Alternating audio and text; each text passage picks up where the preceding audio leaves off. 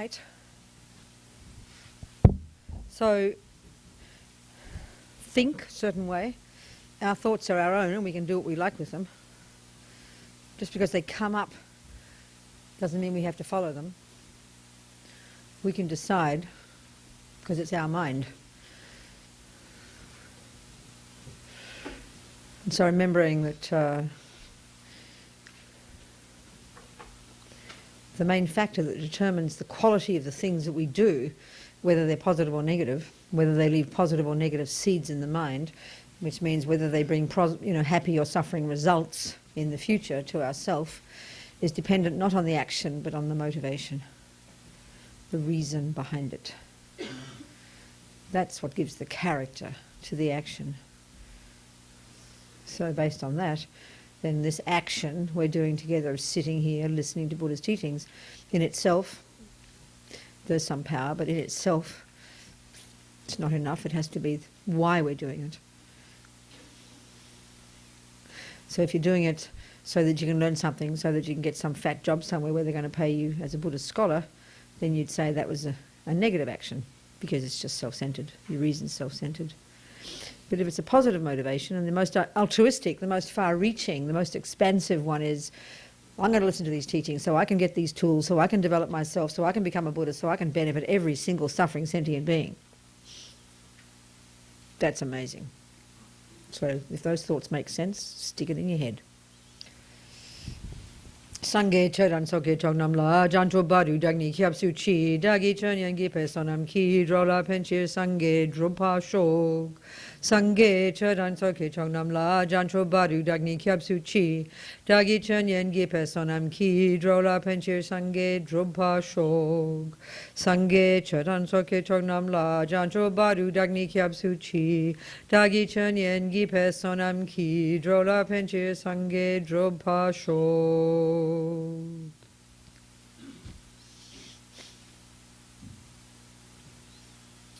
So we're talking about our minds here. This is Buddha's expertise. This is where the workshop is, as Lama Zopa Rinpoche. This is where the source of our happiness and suffering is. This is the basis of whatever happens on this earth.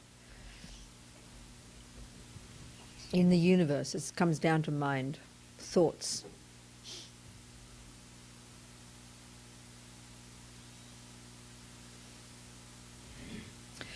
So let's look now at in more detail about how karma works, how this natural law that Buddha would say determines the universe occurs. I mean, just a few things about it that are practical for our lives.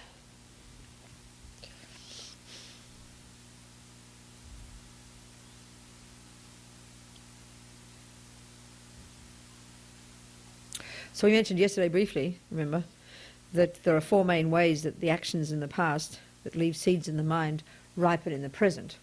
And then, of course, there are four ways in which the seeds we plant now, based upon what we say, do and think, ripen in the future. As we said, one is related to whether you're a human or an animal or whatever. Then the second, within that, your personality, your characteristics, your tendencies, the person that you are. And then with the experience, the third is all the experiences you have, what happens to you, how people treat you, how you're seen. And then fourth, even the way we interact with the environment. So in other words, everything about our lives. The main cause of it, just think technically, the main cause of it is the action, meaning karma, that we did in the past, that this mind did in the past, that left the seed or the imprint in the mind that then, when the time is right, manifests, ripens as these experiences, as these tendencies, as this life. This is the creation principle. This is the law that Buddha says determines the universe. It's not as the materialist would say, only the physical universe. The laws of physics and the laws of everything. It's not as the theists would say, God that does it. Neither of these. Sure, there are physical laws, there's no question, it goes without saying, there's no contradiction. But the power, if you like, that's behind it, that causes the physical universe to manifest in this or that way, that's karma, and that's done by minds. It comes down to minds. So like I'm repeatedly saying, it's a very different viewpoint. So you've really got to set aside the other views we have, you know, just temporarily even, if you want, in order to really put this one properly together in your head. Otherwise you'll be bumping into pieces of what you think, and it'll become a contradiction. In order to think about what Buddha says, you've got to do it like that. Just like any reasonable scientist would. You'd put aside certain assumptions and you'd say, if it were so, that this is this and this is that, what would be the consequences? That's the only way you can run with this stuff. It's not a question of believing. It's not a question of staying in your comfort zone and think, oh, I'll believe that and I'll believe that, but that's just a bit weird. I'll leave that one alone. You sit there with a little kit bag of beliefs, feeling all cosy, thinking you're being spiritual. It's a load of rubbish.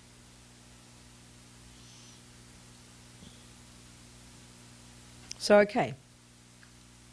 In order for any action that we do, positive, negative, whatever, to be called what they call a complete action, bring the fully ripened result. As we said yesterday, there's a fully ripened result, which is the type of being you become, the type of realm you function in, you know, having the human capacity or the animal or the spirits or hell beings. In fact, Buddha would assert hell realms as well, a whole spectrum of possibilities of types of beings, all created by those minds, not put there by somebody. No concept like that. In order for any action to bring the fully ripened result, there need to be four conditions in place. The first is intention. Mind engaging in the thought to do it, or say it, or think it. Second is the object.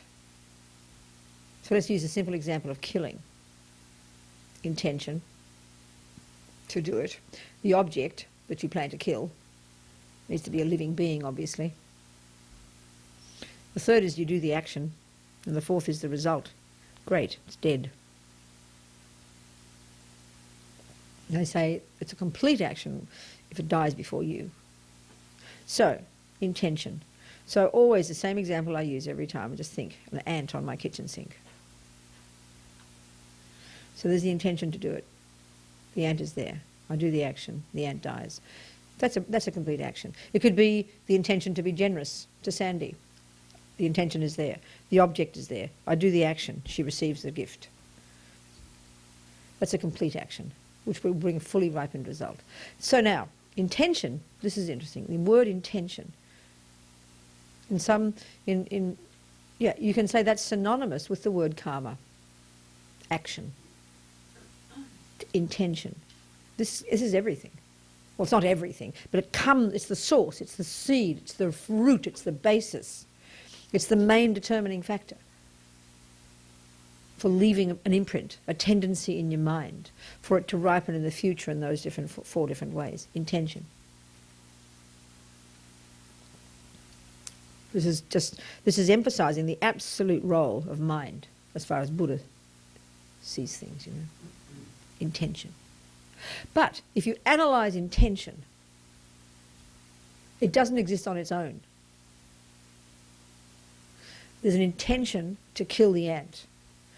And so I'll show an example to show how intention is not really the thing that it's not the whole thing. Let's say Sandy has an ant on her kitchen sink too. She has an intention to kill the ant. The ant is there. She does the action. The ant dies. So from the outside, it looks identical. From the side of the ants, it's the same. They're both dead. But now let's analyse her action and my action and see how they're absolutely different from the point of view of the seed that we each plant in our mind, or not, as the case may be. And that comes down to motivation, or as we'd simply say, the reason. So every intention, everything we intend to do, if you analyse it, you know, grab a chair. You got a chair there? Probably. Probably. You want a chair or a cushion? You okay? All right. So if you analyse any intention, you know, let's say I have the intention to walk out that door. Let's say I have the intention to move my leg. There's the intention to put my head this way, you know, whatever. You look at that intention. You look behind it. There's a reason. You understand my point? And if we don't have proper reasons, that's when you're an insane person. kind of walk over there, then you walk back there, then you stand on your head and you walk over here, because you haven't got a clue what you lost the plot, you know. So intention is the motive, is the mind engaging in the thought to do this. But what gives it power, what gives it the character, what causes it to be positive or negative, everything is the reason behind it. But these so totally come together for many of the actions we do, we don't separate the intention from the motivation. But we need to, and once we can do this and understand how these functions, it's immense. We then understand, we can then understand how we're stuck in misery, and we can understand how we can change. So let's look at Sandy's action of killing and my action. Each of us has the intention. Now look at my reason. And this is the usual reason. You'd kill an ant. I don't like ants. How dare they be on my kitchen sink, disturbing my peace, dirtying my kitchen? So it's called aversion, which is the basis of anger. Remember we talked yesterday. Just as, you know, you might not say, oh, I'm angry with an ant. You know, you don't sort of scream at it. But it's called aversion. And this is a major point. You know, we talked yesterday. Attachment and then aversion. These are the two basic states of mind that our mind runs between 1,000,000 times a day. They absolutely go together. Aversion is the response when attachment doesn't get what it wants. Attachment runs the show. This massive expectation, this neediness, this craving, this dissatisfaction that causes us to dump our needs onto this thing, the action, the this, the that. But it's the most fundamental level of attachment is this craving, this craving, this frantic need to feel happy, a neurotic sense. To be happy, to want to be happy is very reasonable. But remember, more fundamental than that is this sense of dissatisfaction, sense of lacking, sense of absence, sense of not being, not having enough, dissatisfaction, neediness. There's this aching sense of not being enough, there never being enough, always something missing. That's the energy of attachment. And so it manifests as, oh, look at that, that's lovely, oh, I'll grab on that one. And so then it dumps itself on the chocolate cake. Then it makes up this big elaborate story that when I get that, it'll fill the gaping hole. And so expectation comes with that. Controlling comes with that. You know, manipulating to get it. And then, because it can't give you happiness, it brings bitter disappointment, devastation, and that's the cake one. But moment by moment, there's this expectation to get what I want, this neediness. The split second it's thwarted, the split second, that's the second aversion arises. So aversion is the basis of what we call anger. So again, like I said, we only really call anger that very volatile, shouting, yelling expression of it. But you know, a lot of people, you people here don't have that. But you have aversion. 1,000,000 times a day, like I said, the second the attachment's thwarted, the red light comes, the sound is slightly wrong, your leg gets stuck when you get out the car, the smallest thing that kind of stops you in your tracks. Aversion. That's it, aversion. So then killing the ant, it looks so mild to us, it looks normal. There you are, you know, you see the ant, and even without even hardly blinking between doing things, you just, you know, the thought is there, the intention is there, and the reason is there to want to kill it. It's aversion. Because why? Because attachment, and this is the pattern you've developed, attachment to have the sink the way you like it. And this thing comes along that disturbs your peace. So you have aversion for it. So the next step is then to want to push it away. And so and that's all reinforced in our culture because we have no respect for little living beings, you know. We have respect for some, but they're the ones we attach to. Yeah, but that was our poodle, excuse me. You know, so we're so sort of partial about that. So aversion is the motivation, is the reason that I want to kill the ant. So and it's just it's a small one. Oh, you know, how dare that ant be there? It's like an irritation, but that's aversion. It's a polite word for anger. So I turn the tap on, goes down the sink, see the ant go, great, ant's dead, you know. So then Sandy has an ant in her sink, and she notices it, and she sees his little legs are mangled and it's struggling, and her heart reaches out. Oh my God, the poor little ant, look. Oh, it's awful, that's suffering, the poor thing. And then because she wants the suffering to go away, okay, and also because we have fear and our own stuff and our own ego invested there, but there's compassion there. You can't say there's not. So because we don't value ants and because we don't think that they have a soul, as we say in Christian terms, they don't have a mind, and we don't have a view of reincarnation, and we don't think of these things, and because we have compassion but also have the other fears are there, but the compassion is there, she wants to make the suffering go away. So the usual way we think of that is kill it. We do the same with our grandma, isn't it? So she kills the ant. So ants dead, just like my ant. They don't care what our motivation is, they're dead. Looks to everybody else on the outside, whoops, Sandy killed an ant, Robina killed an ant. But we created completely different karma, meaning we left different seeds in our mind. Why? Because our reason was different. So in other words, what was in her heart? Compassion. What was in mine? Aversion. That determines the quality of the action we do. On the outside, looks the same. This is why Tibetans would say, you don't know who anyone is. You don't know what their minds are, so you don't judge. And we know ourselves when we mean well and we did something. And then people say you did that. You know in your heart you didn't do that. It looked like that. But you know your heart was doing something different. But people don't see our minds. And so we all run around dumping our own projections onto each other, you know. So motivation, your reason for doing what you do, determines the quality of what you do, the character of it, therefore the seed you leave in your mind, therefore the karma you create, as they would say, and therefore the result in the future. So you could argue, you know, there are many factors actually that do play a role, but this is trying to emphasize the power of this reason that's always in every single thing we do. We just don't notice most of the time. That she actually, you could say she left a positive seed in her mind because the compassion was strong.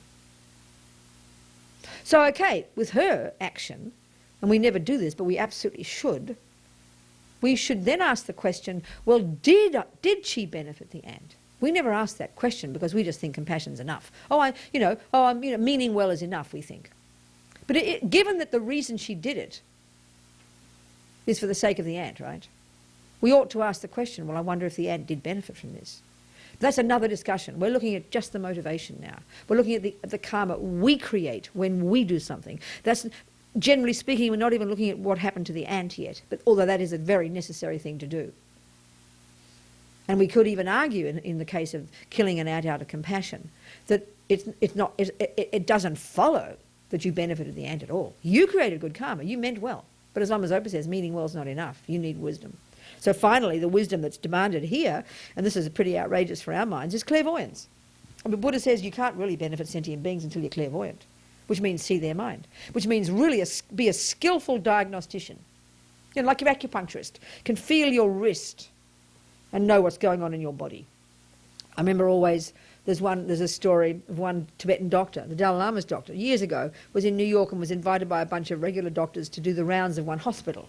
And he sat there with one old guy and felt his pulses for like 30 minutes and then he doesn't speak any English, didn't ask him a single word, and came up with a perfect history of this entire man's medical thing since he was a child.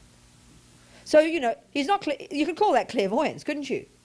But he had the ability to read the signs at a subtle level. This is the point I'm making. So all clairvoyance is the ability at a more subtle level to see the minds of others and know their past, which is what Buddha says is possible, okay?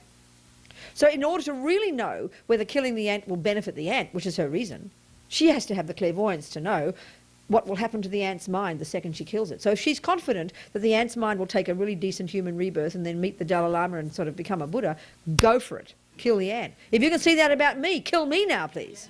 That's a really skillful action. You get my point here? So we all know in ordinary terms in this daily life of ours, we know very well that if you don't know the consequences of an action, you better not do it, especially if they could be dire. Very simple, isn't it? You go to Nepal and you see the people with cataracts there. On the one side you have compassion. Oh my God, these people, they're so suffering. But then if you're intelligent, you should check. Then you'd say, what can I do to help them? But then you'd say, am I a surgeon? And if you're not, please leave them alone. They'll thank you to mind your own business. But if you're not a surgeon and you rush in and start trying to cut their cataracts out, and then you cut their eyes out instead, oops, I meant well. Excuse me. We all know in ordinary terms, in daily life, compassion's not enough. You need wisdom, which means the skill to know how to benefit.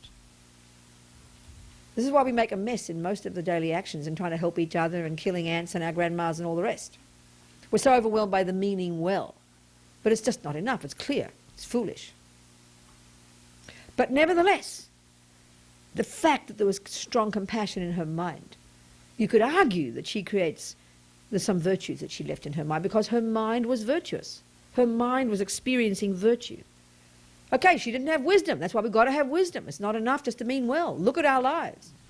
This is a very important point. So my action, very clear. I wanted to harm the ant. That was my intention, my motivation, was to harm the ant. Hers wasn't. She wanted to help the ant. The difference in terms of the real point of action, karma, is what's in the mind. Doesn't mean the external doesn't play a role. Of course it does. It's huge. You can't just walk around meaning well and, killing people. I meant well. Obviously you do not do this. But this is really looking at the power of the motivation, the reason behind. So we don't, and so okay, that's the thing. And in my action you can see the motivation is negative. So what this tells us is there are various actions we're going to continue to do in our life, like eating, like going to sleep, like making money, the things we do because we're not that renounced and not going to go to the mountain and be like Geshe-Lama Kongtrul, who sits naked in a cave for 25 years and doesn't eat and doesn't sleep. We're not that advanced, so we're going to have to do these ordinary things. So when we look into our minds, we're going to see what our motivation is for most of these things. It's called attachment. It's called I want. It's called me. It's called ego. It's called I. So we say this is normal in the world. Of course it is, but you remember Buddha's baseline is more dramatic. It's perfection. So it is attachment. It's delusion. Self-centered.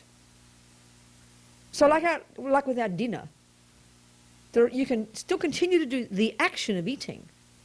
Change your motivation. Change your reason. Because the usual reason is attachment, so it becomes an action of attachment, which increases your delusions, increases your suffering. Might make your body healthy, but that's not much help when you're dead. Healthy bodies die, but what you're left with is a mind full of attachment, which carries on, continues. So why not continue to do your eating, but change your motivation? You get the best of both worlds. You have your cake and eat it too. It's a skillful means.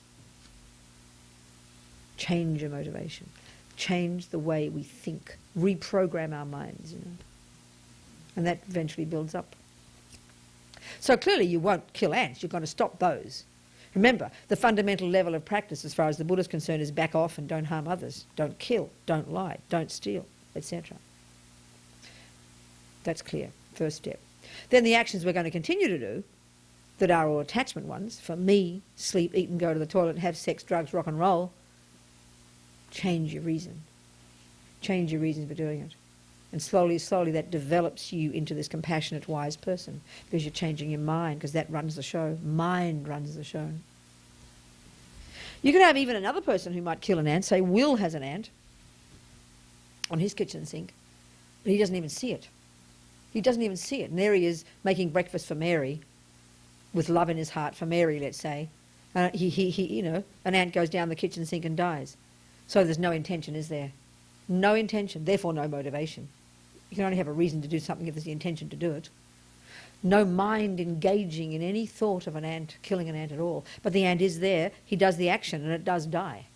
Those three are there, but the crucial one is missing, the intention. So you could argue he doesn't create any karma, because karma means intention. No intention, no action, no seed planted. You could argue that. It's more complex than that, because there are many other factors involved too. But in a simple sense, taking that as an isolated example, this is again emphasizing the power of the participation of the mind, the power, the central role, the key role mind plays. And mind means intention, motivation, etc., etc. So another factor under sort of the heading of intention, besides motivation or reason, that plays a major role in the character of the action you do and the type of seed you plant and the result that will come to you, is whether or not it's a habit. So if I'm a habitual killer, kill the rats and kill the roaches and kill the bears and, kill the mozzies and things, mosquitoes, then that's the action I do is far heavier. You could even argue if will is like, say, a hunter and a fisherman, and he kills the ant by accident, even at that time there's no intention and therefore no motivation, you could say because he's got this immense habit to kill, he creates negative karma, because it just strengthens his habit, creates the cause to continue to meet creatures that he continues to intend to kill. I remember a friend of mine was a monk. He was member of one of the biggest butcher families in Melbourne, in Australia. And he never killed himself, but all his riches and his good life came on the back of the killing of hundreds, probably millions of beings. And when he became a monk, Lamia, she said to him, "You never touch meat." You could even argue for some people, of course, to eat meat isn't necessarily killing. You've got to go into detail about that. But to have anything to do with anything that's killing animals, for a person with that amount of connection with killing, just don't have any connection, you know. So there's many factors. Another factor that's involved that makes the karma very heavy, let's say when it comes to harming, is if you get pleasure from it. And that's a very common thing. When you've got a very strong habit to kill. Like a sadistic, you know, like poor old BTK. That's how he got his kicks. Actually getting immense pleasure from seeing people suffer. Like, you know, people pulling the legs of the ants out, kind of laughing and cracking jokes. You can see a lot of people have got a tendency to kill. You might, like the guys who bash the heads of those baby seals. You see that on the film, you know. They're not sitting there getting, laughing about it.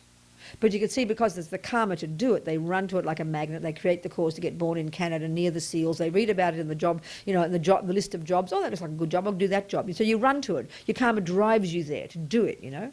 And then it appeals to you, and you do it. You're not thinking you're getting your kicks from it.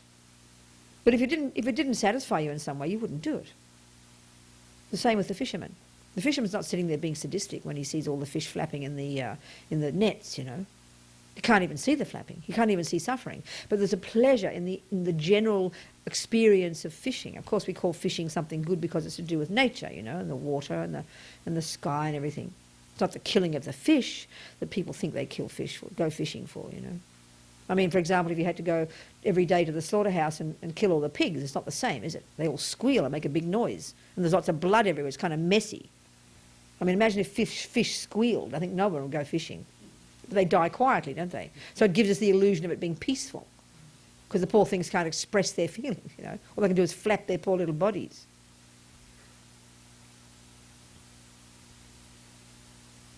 So habit plays a huge role. And this is the same for good stuff. Same for good actions, you know.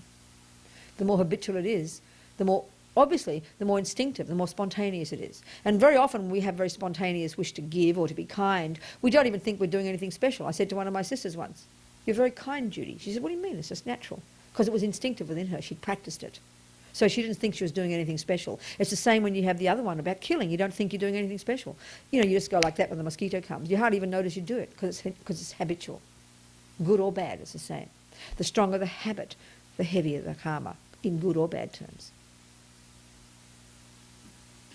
I mean, all a Buddha is a person who is habitually perfect, habitually compassionate, habitually wise. It's just spontaneous. There's no option anymore.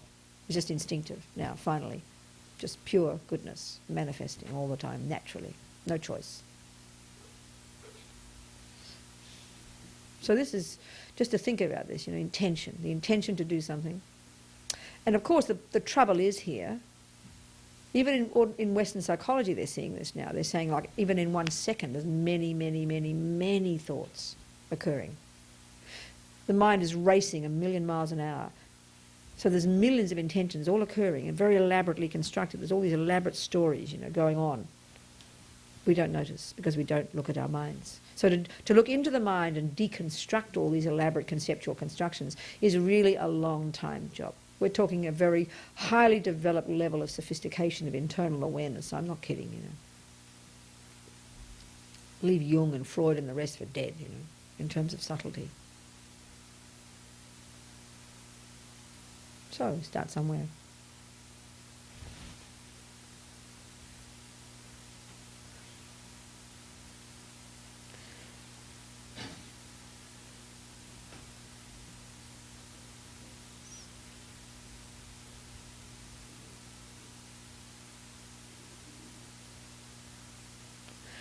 So, you know, we can see if we look at the Second Noble Truth, as we're doing here, looking at the two main causes of suffering, the two main factors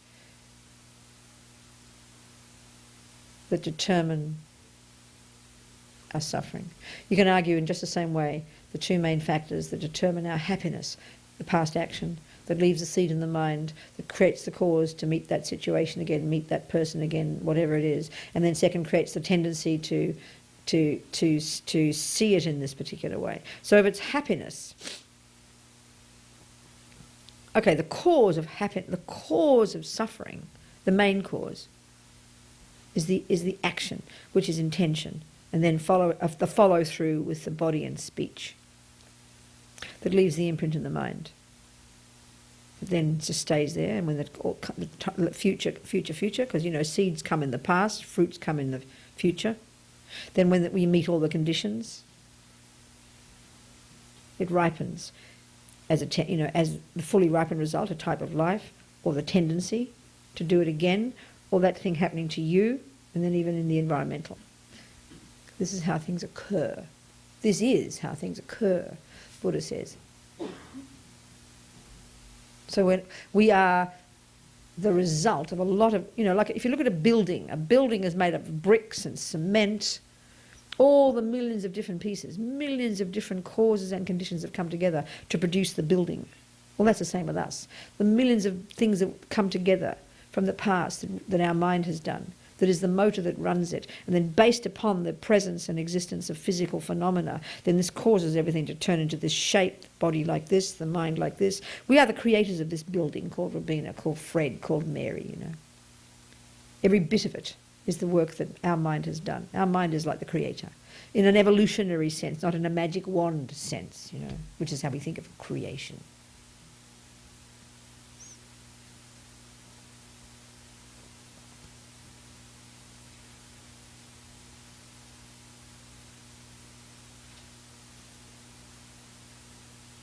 So thinking about this, how what I am is the result of the coming together of many, many, many causes and conditions, these two main ones, karma and delusions.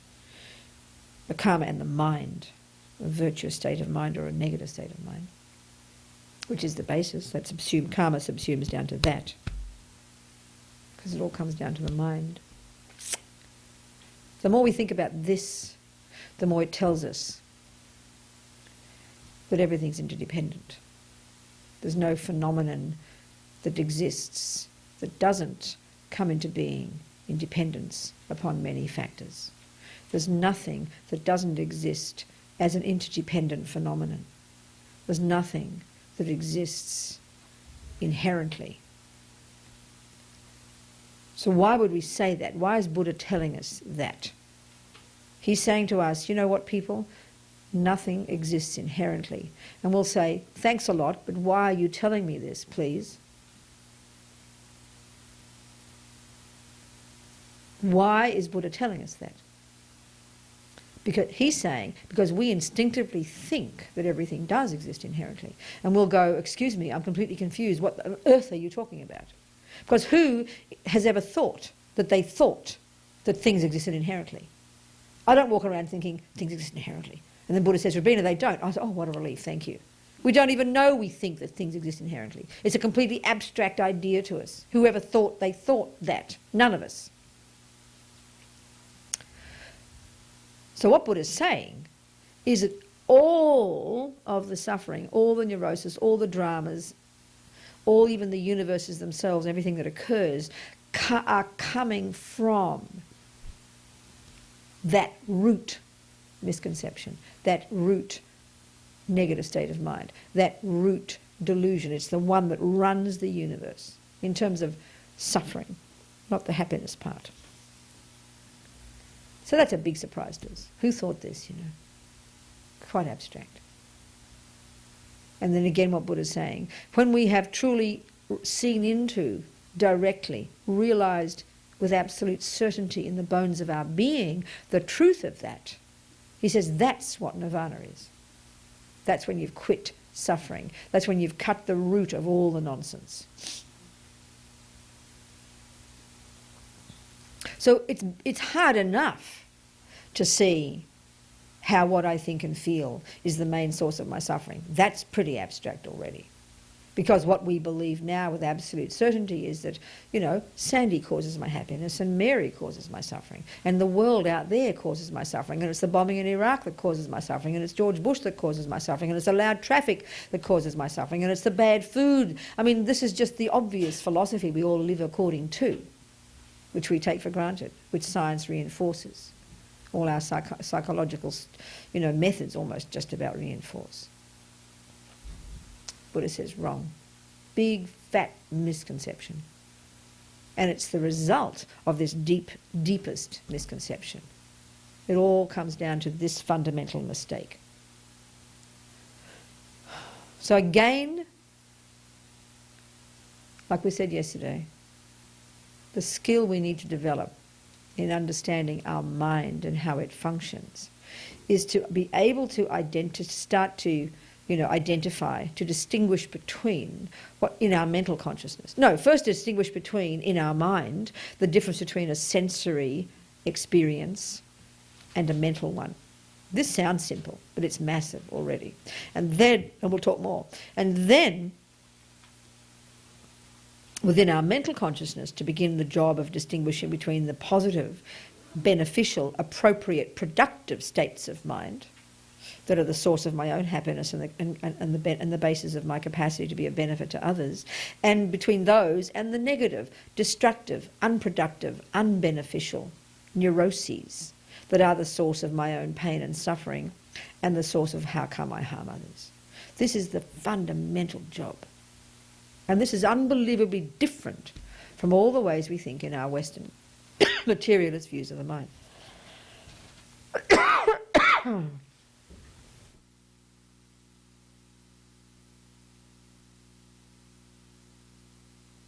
Because like I said, our usual view is a person is made this way. We have this view of a person. This person kind of pops out, kind of moulded by somebody else, shape, person with a personality, some anger, some depression, some jealousy, some kindness, some love, and that's a person. That's what a person is. It's what we define a person as. And so that the assumption there is it's all of those have equal status. So Buddha's view already is completely different. They don't have equal status. He's making the point, remember, that the positive states of mind are at the core of our being. They are what define us. They are finally who we really are. They are our nature. They are what we are, finally. And they are the positive states, and they have the capacity, like I said, they have the characteristic of being not disturbing and not delusional.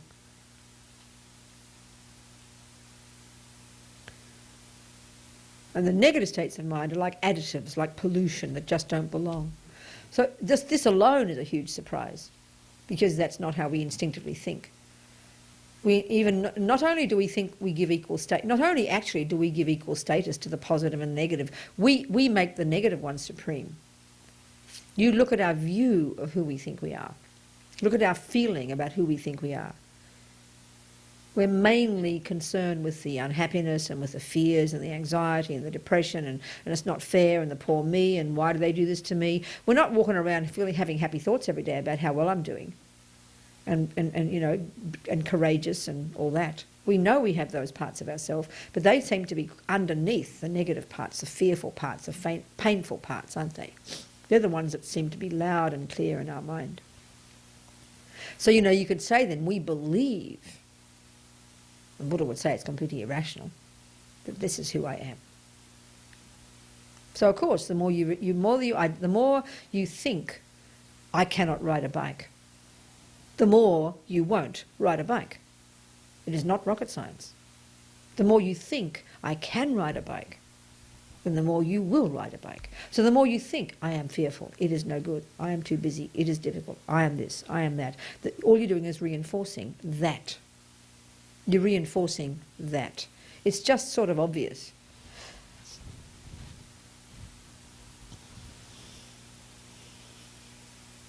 But the trouble, the root trouble, is because for so long we've been thinking like this. The habit is primordial. So it's gotten to the point where we think it is absolutely real from its own side, inherent. That is me, inherently. So what Buddha's saying we need to do is deconstruct that and see the lie of it. And finally, what he's saying is, you won't find that there is that I, that self, that person, that me at all. It's unfindable. That one that you think is there.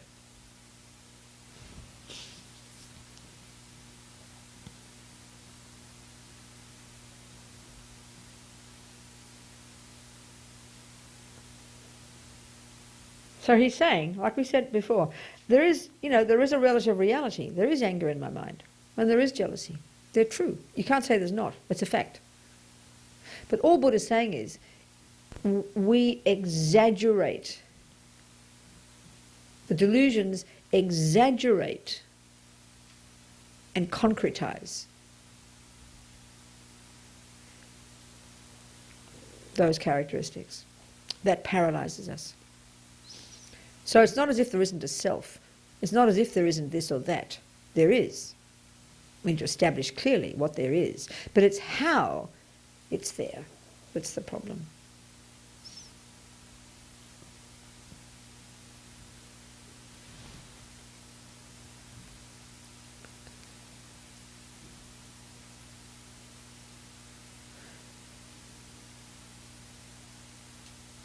So Buddha says, he's saying that the way, like we're saying all the time, that the way we see things, the way things, not only the way we see things, but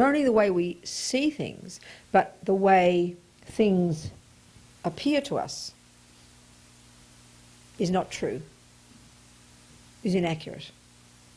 And because we've been this is the point, because we've been seeing things in the wrong way for so long, is why they appear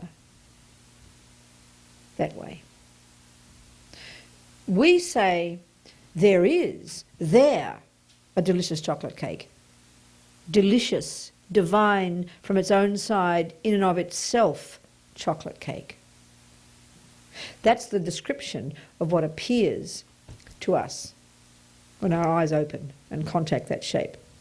That's how it appears to us. So we don't say, like I said, oh, look at this. Because of attachment in my mind, that cake looks to me as if it's really delicious, and it looks to me as if when I get it, I'll get happy. But it's not true.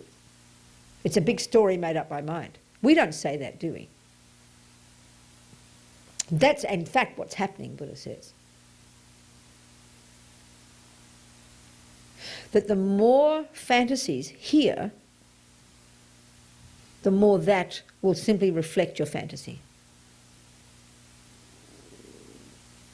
So Buddha's saying we make it all up, including the good. There's nothing wrong with making things up if it's right. That's how even things exist. Finally, if you keep deconstructing, going further down, following the logic, following the money, I was watching a movie, what was it? I was watching All the President's Men. Follow the money, he said. Deep Throat said, follow the money.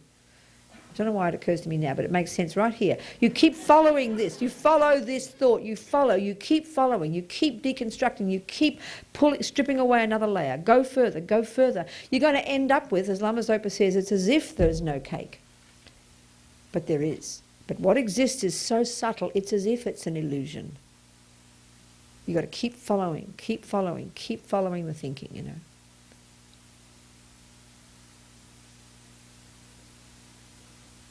What's in here, what's in the mind, causes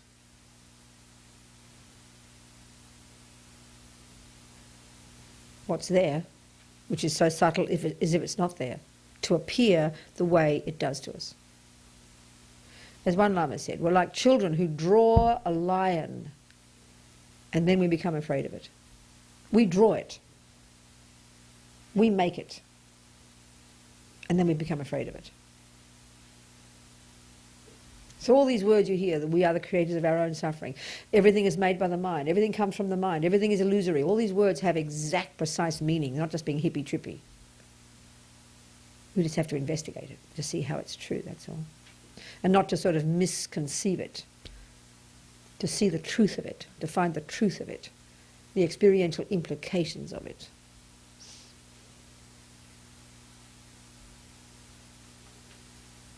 Enlightenment is made by the mind too.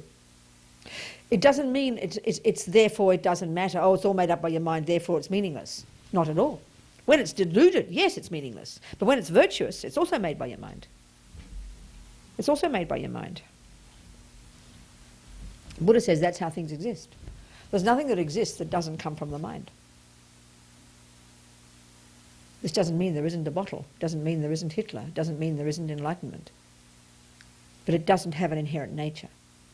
We think it exists out there in itself, separate from my mind, separate from the causes and conditions. There's something more there.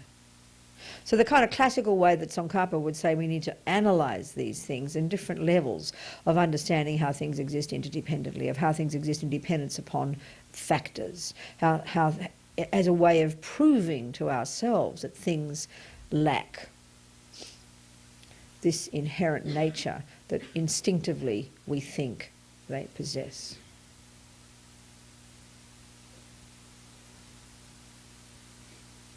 So in other words, where is the bottle apart from all the causes and conditions? The bottle is nothing other than all the plastic, all the hard work, all the people and the factories and the blue and the stuff and the label, all the causes and conditions that came together. Where is a bottle apart from those causes and conditions? Where is the flower where's the flower apart from the earth, the sun, the water, the soil, the seed, the time, the nurturing? Where's the flower apart from that? Flower is nothing other than that. Instinctively we think there's a flower as well as the conditions. We think the flower is inherent.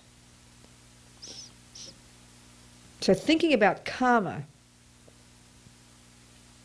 is the way of thinking about causes and conditions of me and my life and my experiences. So the more we think about causes and conditions, the past seed, and then it's nourished by this, and then at this time, and then because of this, and that person, and this life that, and therefore this, the millions of conditions, we narrow it down to two, karma and the mind, delusions, the more we see that what am I? What is suffering? What is happiness? It's nothing other than the coming together of many, many, many, many causes and conditions. But because we have this grasping, we see it as just this self-existent I, self-existent mean Sandy, self-existent punch, self-existent suffering. And that's the view of the innocent victim. We're all innocent victims, the self-pity me. That feeling of isolated, lonely, bereft, poor me, badly done by me, things get done to me, is the way ego works. And it's completely irrational. Irrational. Absurd. Infantile. Inaccurate. Plain wrong. But it's the habit for eons, Buddha says. For eons, our mind's been doing that. So to deconstruct this is not, we're talking a pretty amazing job here. But you've got to put two and two together before you start to do it. You've got to know what you're doing. You've got to know how to think. Because it's all to do with thinking. Thinking is the bare bones of thoughts, of feelings and emotions. That's just the packaging on the external, the outside, the gross level. Including the positive ones. This huge affection for a person for whom you have love, which is delight in their happiness. That huge affection is a very real feeling. It's an emotion, the bringing in the body and all that. But you break it down, you get down to the bare bones. It's based in positive thoughts. And that's how you grow your mind. Start with the thoughts. So the emotion around anger and the emotion around love, the same. Whichever one you've practiced more is the one you're going to feel. So we have to, one level, as I'm saying, is first to we have to deconstruct the feelings of the anger to get down to see the aversion beneath it all, and then slowly change the thoughts. Start developing a new story, but this time a story that is an accurate assessment of what's there. Because like I was saying, everything comes down to the thoughts, and thoughts all relate to something that exists. Valid thoughts are thoughts that are in sync with reality. The invalid thoughts are the fantasies, and they're the ones that cause insanity. They are the insanity. And that's samsara. That's called samsara, Buddha says. Called suffering. And because we've had them for so long, we believe they're true. When I see that cake, for not one split second do I believe that it is anything other than what I'm seeing. If I'm a racist, for not one split second do I ever think that person isn't what I see. Anything. We're all just deluded. We've all got our own little viewpoint, our own little ism, isn't it? We all see things and people and events in our different way. We think my picture is the truth. So all the people who agree with me, I put them under the heading called friend. The ones who don't, who disagree, I call them enemies. And all the rest, the 99.999%, are called strangers, because I couldn't care less about them, because I don't know what they think, and I don't care.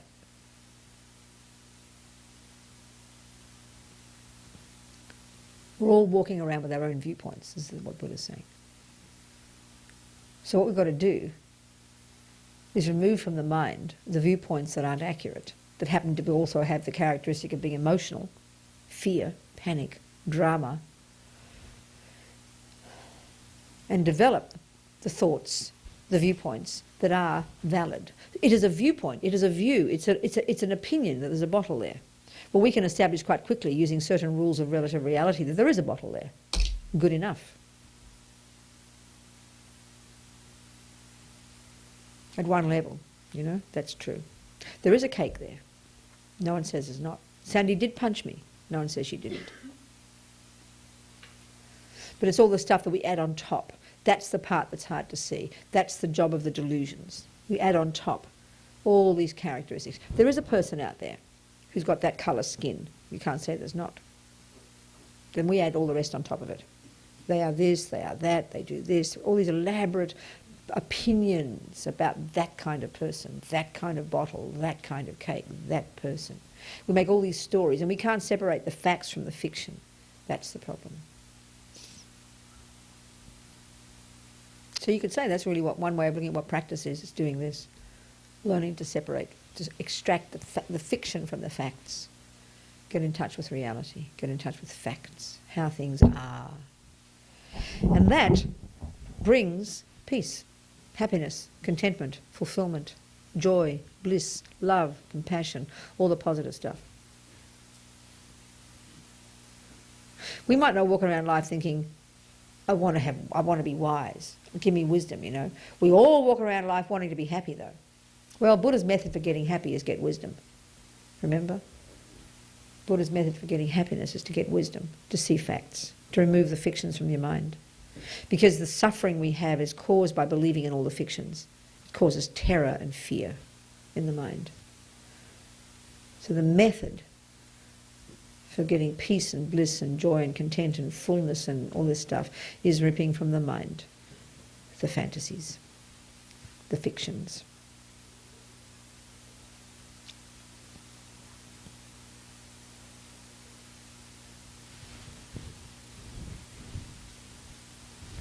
One very tasty way to think about how this I, this one, this I, or everything else doesn't exist in the way we think it does. Buddha talks about looking for this self, for this self-existent little me-ness in there that feels this and is that and has these things done to it, which we utterly believe is so true. Absolute certainty. He's basically saying the I that we think we are doesn't exist. This self-existent, fearful little me in there somewhere. He says that's a fantasy. I am not a fantasy, but the way I think I am is a fantasy. The cake is not a fantasy, but the way I see the cake's a fantasy. I am not a fantasy, but the way I see myself and feel myself and believe in myself is a fantasy. So we have to learn to see that, and that's tricky for us. Real tricky. So you look how we talk, It's kind of interesting, our language. We say, you know, there is a glass on my table. We say that. So we want to see if that's a fact or not.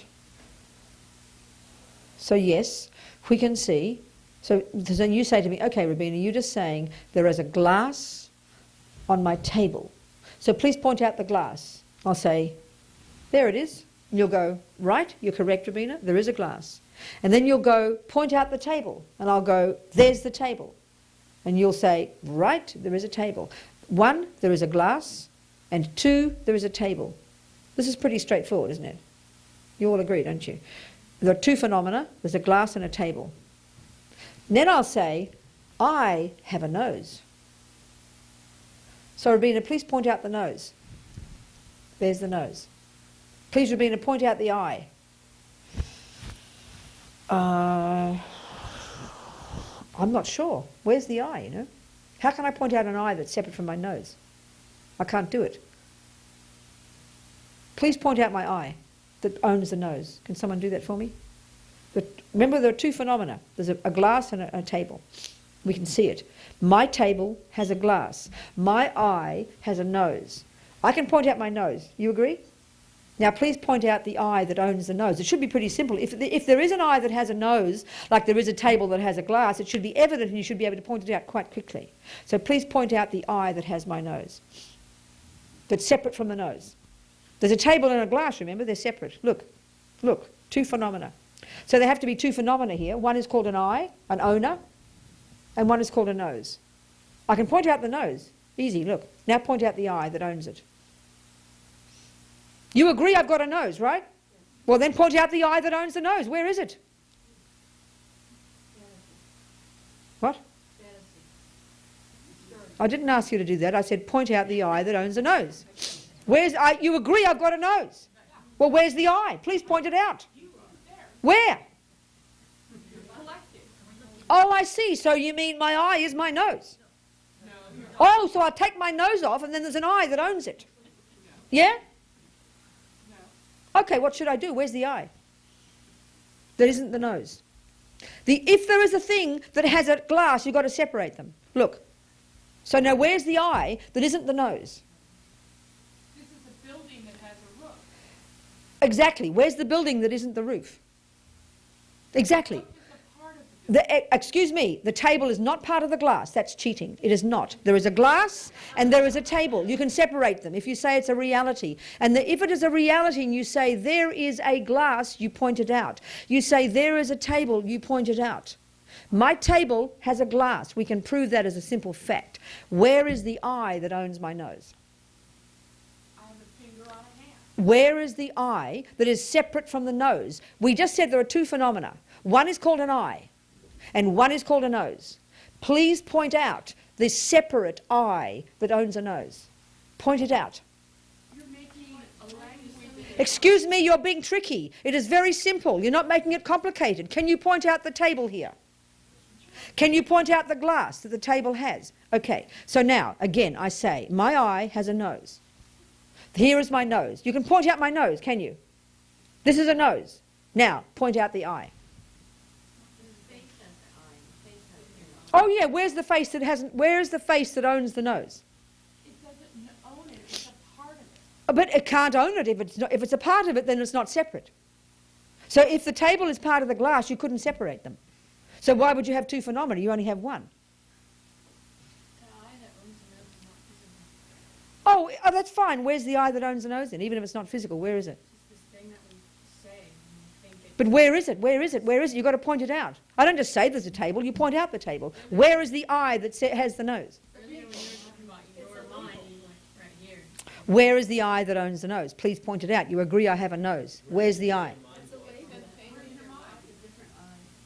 Where's the eye? Please point it out. Where's your mind? Where's the mind? We're not discussing mind. I'm saying I have You say you have a mind. Where is it? Precisely. Where is my mind? My mind is my thoughts. My mind is my anger. My anger exists. I'll prove it to you. I beg your pardon? Point out your thoughts. I will. There's my anger. I'll shout it out to you. You can see the evidence of it. That's anger. See it. No, not seeing something doesn't prove it doesn't exist. That's not the thing. We can posit there is a mind. It's not physical. That doesn't mean just because you can't see it is not proof it doesn't exist. I can posit there is a building. There is a building. And it has a roof. And it has a roof. But now where is the building? Separate from the roof. Because you just said my building has a roof. Wait, listen. Listen. Okay. You are saying there is a building. That's one phenomenon. Yes? You agree, it's a phenomenon. Don't be tricky here. You're saying there is a building. Right. And then you're saying there is a roof. Yes. And we're saying that building has a roof. Right. So that's two phenomena. Excuse me, yes, you just said, one, there is a building, and two, there is a roof. Careful. So, point out the building apart from the roof. I say you're using logic that doesn't work. I say everybody in this room knows that this is a building and this building has a Excuse me, you're just being completely intellectually lazy. Come on, somebody, point out the building that has the roof. No, I say that you're making up a false dichotomy.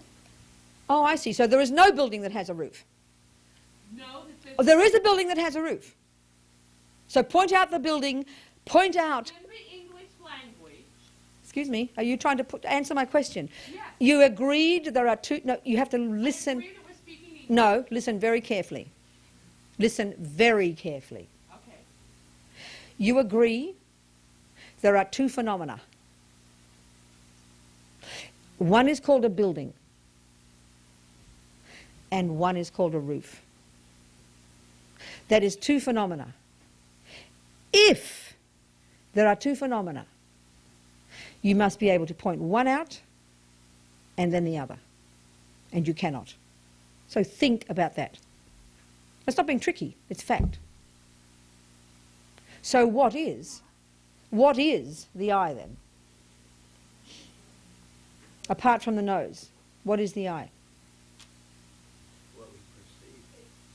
The label, the parts that come together that we have labeled Uh-huh. the face as an eye. And so what is this eye then? Label that object Uh-huh. that has a round thing at the top and a base, the sides, and all Uh-huh. these parts. We've labeled the glass. So the glass is?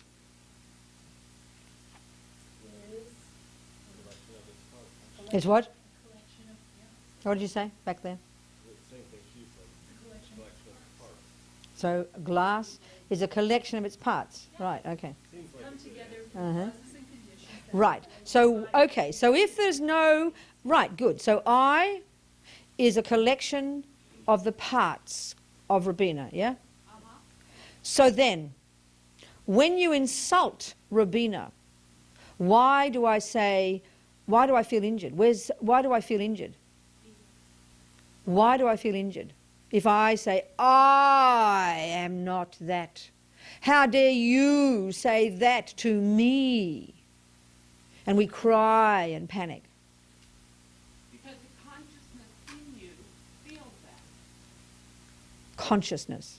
Mind. But there is no I, you just said.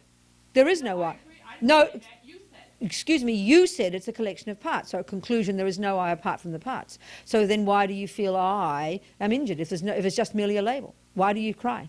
Well, there's water in the glass. Why do you cry? You're being so tricky, you're not answering the question, you're sneaking around. You have to answer my question.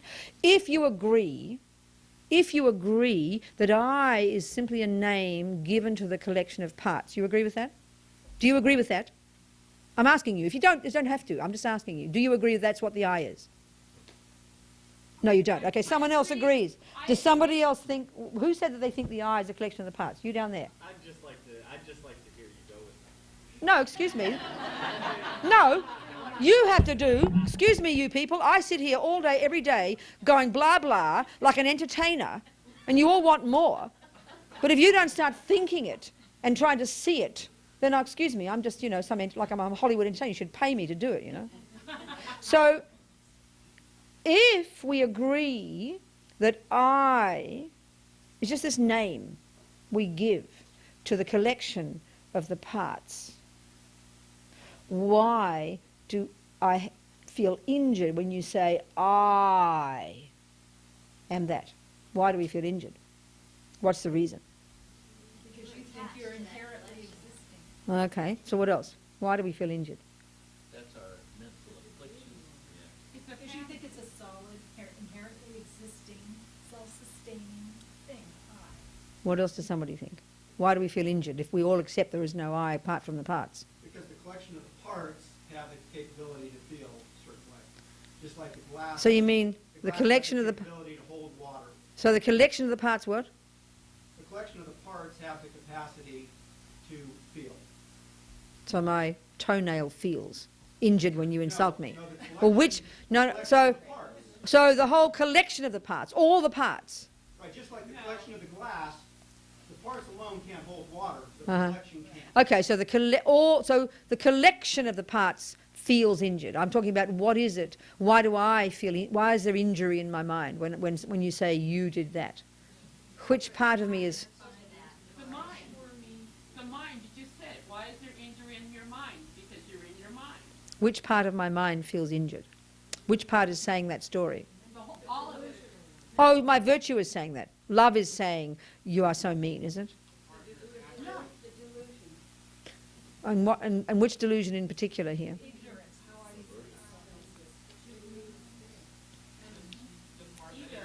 So we're agreeing that I is nothing other than a collection of the parts. And we're agreeing that when you insult Robina, that it's a part of her mind that responds. And that part of the mind is called, say, pride or anger. Shall we say that? So is that pride or anger a valid state of mind? Why is it not a valid state of mind? Why is it not a valid state of mind? What is it seeing? Because a state of mind, remember, has to be a valid assessment of something. So how is it an invalid assessment of what? It's what? Which reality are we talking here? Be precise. What is its mistake? The anger comes from the outside. So it's called anger, let's say. So what is the mistake of anger? What is anger seeing? Well, I'm saying there are two bottles, whereas in fact there's only one. You've got to point out the mistake. So what's the mistake of anger? It's the response to the provocation. So it's a particular state of mind. Okay. So what's the root mistake? That The root mistake underneath the anger. And what does ignorance do? What's the mistake ignorance makes? What is ignorance seeing that doesn't exist? Huh? Inherently existing self. Right, okay. So these are the words, people. So now you've got to start practicing them. So you've got to be precise. You've got to be rigorous. Because Buddha's saying there is no I that owns a nose. It's a complete farce. You cannot find it. So one of the meditations he says you need to do very rigorously, like a Chandra Courtin in the 7th century suggested that we use use the chariot as the example. So he says we need to break down the chariot into its component parts in our search for the chariot that we believe exists inherently that owns those parts. So this is the point I'm trying to say. We've got to be unbelievably rigorous and precise and it's like being mathematical. It's like doing mathematical sums, you know. You're not just vague. We are vague, super vague right now. We've got to be very rigorous to prove to ourselves how ignorance is a complete liar. Because like I said, you've got to be rigorous. In the way they describe one of the methods for looking, for investigating the absence of this fantasy I, you go through these 4 steps. The first one, you've got to look for the I. You've got to search for it, like in that chariot. You've got to search for it. You've got to search for the I that we all believe exists when you say, I did not do that. Or the one that's running the show every split second. All the fears, all the dramas, all the nonsense. They are all the elaborations of this fantasy elaboration, believing in this self-existent I in there somewhere, which is what the Christians would say is called soul, and they actually say that's what exists. They call that's their religion, you know. That the Christians would say that God is self-existent from his own side, not dependent upon causes and conditions. And this is Buddha's point. Buddha doesn't have a problem with superior mind, or pervading consciousness, knowing everything, having infinite compassion. That sounds like God, isn't it? Well, Buddha calls it superior. Buddha calls it Buddha, but it's the way it exists and how it functions where the discussion is, you know. So basically Christianity is the philosophy of self-existence. The Hindu one, the Muslim one, the Western nihilistic one. is the philosophy of self-existence, that there is something out there from its own side. But all Buddha's saying is we believe it's true. We've fantasized it for so long. We believe it's true. And when we get to start to prove it, we kind of freak out, you know. So like I said, one of the ways, rigorous way, you search for this self-existent little secret little I in there among the parts. It's a really very intricate way to do this. Okay, in order to do it properly, you've got to have single point of concentration, so you can go real subtle and deep, like with the microscope of your mind, to then investigate and deconstruct the fantasy, to discover the absence, the emptiness of that I that we have believed in for eons. You've got to be unbelievably rigorous and precise, you know. Like I said, we can say easily enough, my table has a glass. Because there's either, as they say, in these 4 steps, the first step is first you have to establish what you think this I is that you believe in so strongly. You've got to establish how it appears to your mind. And you've got to catch yourself 1,000 times a day when you see yourself grasping. And don't run to the object. Don't run to the person who is mean to you. You know what happens? Someone's mean to you. And then before you know it, split second later, you're saying, she said this, and she did that, and she did this. You've missed the opportunity to catch the rising of the fear that is the product of the belief in the fantasy I. So when the thing arises, you don't get what you want, the person's mean to you, the big loud noise, and that fear rises. This is the perfect opportunity to investigate the way the I exists. So you'd be glad that people insult you, because then there's an opportunity. They say when you sit down to meditate on the I like this, you conjure up a memory of someone having insulted you. So you can conjure up that fear that comes. Because then you investigate that to see how the I appears to you. This fantasy I you cling to, how it feels, how it appears. Because if you're going to search for it, you better know what it is. You can't just search for something you can't even describe. So then you've got to establish, the next point is, you've got to establish your parameters of your search. So it's either, the I is either separate from the parts, like we described here, you know. Where's the I apart from the nose? It's either separate. There is an I that is separate from the parts. The nose, the feet, the toes, the mind, the hate, the love, the pee-pee, the caca, whatever. There's either the I is either separate from those, and you look at all the consequences of that, and it's very quickly not tenable. Or if it is like that, you can find it pretty quickly. You know, because if my table does have a glass, I've got to be able to point out the table and the glass pretty quickly. Otherwise, you're just being tricky. So if there is an I that has a nose, you've got to be able to, you've got to find it. You've got to find it. You've got to point to it. You've got to find it. You've got to point to it. You've got to find it. You've got to point to it. We don't like to hear this. Oh, well, it's just all of me. It's just me. Here, I'm sitting here, me, you know. If there is a table and a glass, you have to distinguish them. If there is an I that has a nose, you have to distinguish them. So so it's tricky. But we don't like to think this because we are determined to believe it. Then you have to look at the consequences of the other option would be the I as oneness with the parts. Well, if the I is oneness with the parts, why bother having 2 names? Why bother saying my I has a nose if they're the same thing? Just be done with it. Don't bother. It's stupid. It's just silly. My I is the same as my nose. If my I is my nose, then I cut my nose off and there's 2 eyes. What is there then?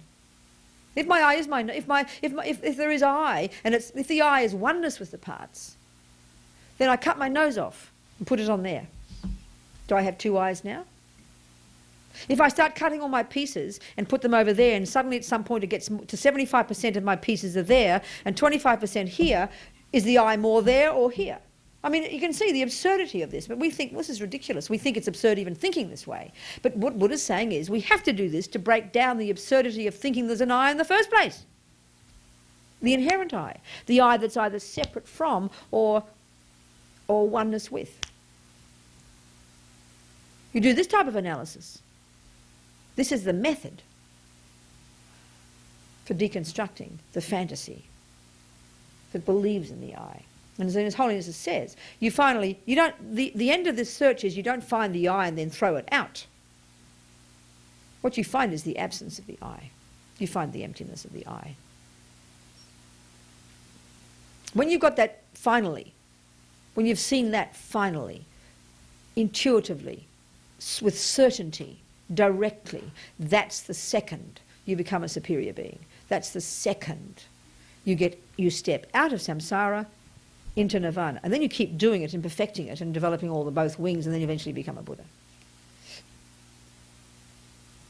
This belief, and it is just a belief, it's a blind belief with no basis whatsoever, Buddha says, in the self-existent I, and therefore self-existent everything else, is the basis of all the other delusions, the attachment, anger, pride, jealousy, all the dramas and all the universes and all the wars and all the suffering and all the craziness and all the divorces and all the killing and all the lying and all the stealing and all the depression and all the suicide. All of it comes from this. This is the source. This is the building of samsara. So Buddha's saying everything comes from mind. We all make it. We all make it. And you know you make enlightenment in the same way. What is enlightenment? What is a bottle? It's a name we give to a collection of parts. Or, first, it's the result of a series of, it's the culmination of a bunch of causes and conditions. You get the person, the bottle maker, and the factory, and the this, and all the different causes and conditions, and it culminates in a bottle. You get all the causes and conditions, the past actions, and all the connections, and the different things, and the various delusions, and it culminates as Robina. Enlightenment is the culmination of lots and lots and lots and lots of virtue. That's all. That's the end result. That proves enlightenment is also empty. Empty of being an inherent thing. That's what the Christians say God is. God is not caused. God is separate. God has always been. God is absolute. God is unproduced. Buddha says no such thing can exist. Cannot exist. It's a fantasy. Everything that exists necessarily exists in dependence upon something else. You cannot have something that doesn't exist in and of itself. Everything exists in dependence upon something else. There is no such phenomenon that isn't that way. So that's the very teaching about what God is. Like I said, Buddhism doesn't have a problem with superior mind pervading the universe, knowing everything, loving everything. He calls it enlightenment, Buddha, and he says we can all become it. It has causes like everything else. But the teaching about God in the theistic religions is that it can't be caused. That kind of makes it inferior. And also they say that that's the source of everything else. Buddha disagrees with those findings. He says they are misconceptions.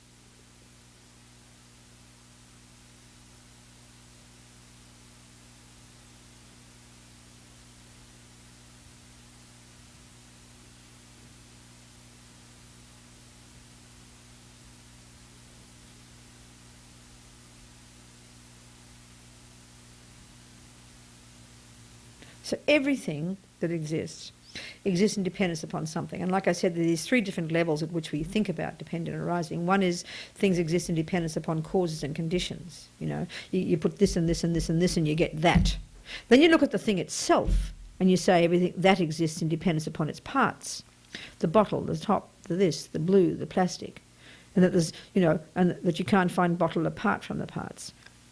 Because, and this leads you to the third one, the subtlest one, dependent arising, subtle dependent arising, is that bottle is a name we give to its parts.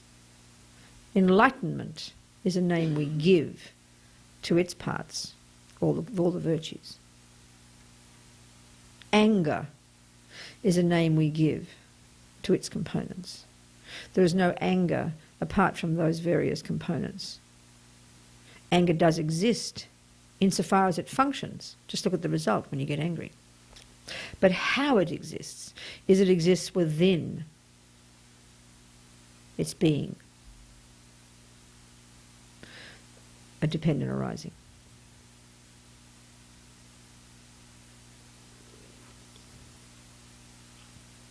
So Tsongkhapa's thing, he takes Buddha as one of the two truths. And he says, thinking about how things exist in dependence upon this and that is the method for realizing that bottle is empty, of existing from its own side.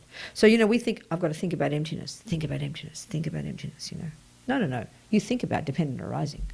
It's the king of logics, as Lama Yeshe says, to prove emptiness. Emptiness is the conclusion you come to from thinking about dependent arising. That's what you preoccupy your mind with, how the thing exists in dependence upon various factors, very precisely, rigorously. And that triggers, aha, I see. There's no bottle from its own side, which is what ignorance thinks. So the thing is, Tsongkhapa, he's saying, Buddha's saying there are these two main mistakes that our mind makes, the two extreme views that are just instinctive in the mind. One is the eternalistic view, which is which is now embodied in the teachings of most religions. He says it's an extreme view, it's too far. You're holding on to too much. You're reifying it, concretizing it. There's too much there. It's eternalistic, permanent. You're going too far. So as soon as we hear there is a bottle that exists, there is a bottle, dependent arising bottle, we instantly put too much on there and we reify it, eternalize it, permanent, real from its own side. That's gone too far. And then when we hear bottles are empty of existing from their own side, we throw away too much. We chuck out the baby with the bathwater and we get nihilistic. There's nothing, we say. The way we talk about emptiness, we say, oh, it's all empty. We're meaning, oh, there's really nothing. That's too far. It's wrong. It's a mistake. It's a mistake. These are the two mistakes our mind goes between 1,000,000 times a day. Careering between both, you know. So it's the middle way is here, the middle way. It's a bit like Harry Potter's platform 9 3/4. So the way to find it, the middle way, every time you hear the bottle is empty of existing from its own side, to go against the instinct to go too far and chuck out the baby with the bathwater, you purposely go towards the middle way and you go, that means it's dependent arising. And every time you hear, hey, the bottle does exist as a dependent arising, instead of then going and grasping at it as eternalistic and you go too far the other way, you make too much of it, you purposely go towards the middle way and then you go, that means it is empty of existing from its own side. When you finally got the middle way, when the two of appearances and emptiness appear simultaneously, that's one of the signs of omniscience. When you finally see the two together, simultaneously. Even the highest developed yogis, it's in their meditation they see emptiness. And when they're in ordinary life, they see appearances, but the two aren't together. One of the characteristics, the true middle way, the true non-duality, finally, is the appearances and emptiness simultaneously. So the Buddha, the Shakyamuni Buddha, the picture, you know, the visualization of Shakyamuni Buddha with his eyes kind of open in meditation is a sign of that. Seeing things as appearances, conventional reality, and seeing emptiness simultaneously. Which just sort of sounds abstract to us as well, but the more we think about this, the more it has great meaning, you know. So in daily life, to bring ourselves from the brink all the time, from going too far this way, grasping onto everything is eternalistic, which is how, you know, we're seeing everything right now. And then as soon as we hear emptiness, we go too far and chuck the baby out with the bathwater. Go towards the middle way every time. Because every time you think empty, you have to think it means dependent arising. It just completely stops you in your tracks. Stops you in your tracks, forces you to rethink what empty means. And every time you think dependent arising, it does exist, there is a bottle. That means it's empty, existing from its own side. Very, very tasty. This is how Tsongkhapa talks.